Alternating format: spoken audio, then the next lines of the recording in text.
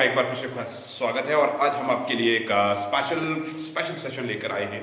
काफ़ी लोगों के कमेंट सेक्शन थे कि कुछ हिस्ट्री के रिलेटेड बात की जाए, तो आज के बाद हमारा एक नया सिलसिला शुरू हो रहा है हिस्ट्री को लेकर। Indian civilizations, Indus valley civilization और मंजूदारा सिविलाइजेशंस। डियर स्टूडेंट्स, आज हम दुनिया की कादीम तरीन तहजीब, ओल्डेस्ट सिविलाइजेशन यानी हड़प्पा सिविलाइजेशन के बारे में बात करने जा रहे हैं।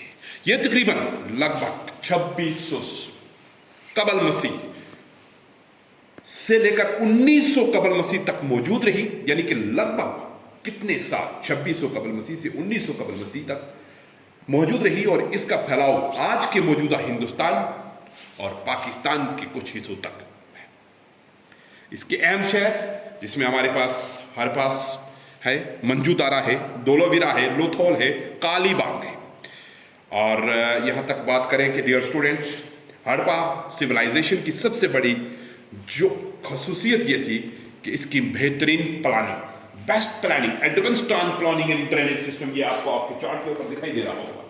एडवांस प्लानिंग, टाउन प्लानिंग और ड्रेनेज सिस्टम्स, ये एक बड़ी उन सिविलाइजेशंस की जो बेहतरीन मनसूबाबंदी थी। सड़कें बिल्कुल सीधी थी, एक दूसरे से ग्रिड सिस्टम कटी हुई थी, घरों की तामीर पक्की ईंटों से हुई थी, हर घर में कमरे, सहन और बाज में पानी के कुएं भी मौजूद थे। अगर हम ड्रेनेज की बात की जाए, निकासी की बात की जाए, तो ये तहजीब अपने बेहतरीन ड्रेनेज सिस्टम की वजह से मशहूर थी। पक्कियां नाली वजह से मान लेते हैं।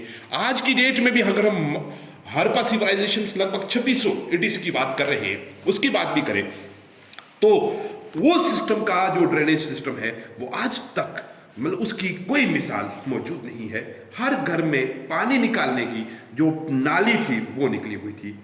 और मंजूदारा में हमने देखा कि मजहबी जो वाशरूम्स हैं उनका इस्तेमाल किया जाता था।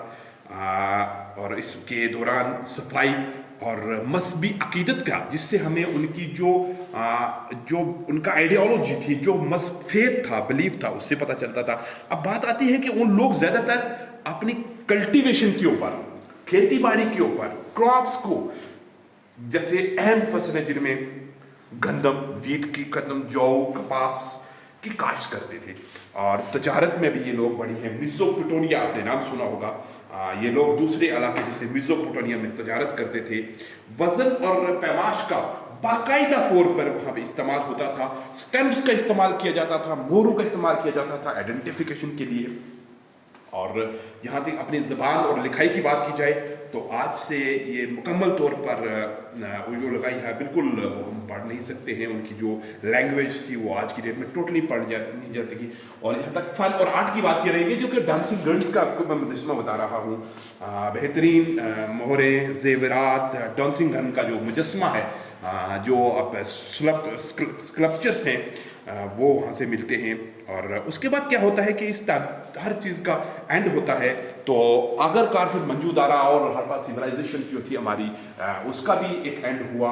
उसकी वजह ये हुई बच्चों के दरिया सूख गए, सैलाब या ज़लज़ले आए हो, तजारत में कमी की वजह से आई है। तो ये तहजीब हमारी एंशियंट हिस्ट्री, एंशियंट दौर को याद दिलाती है।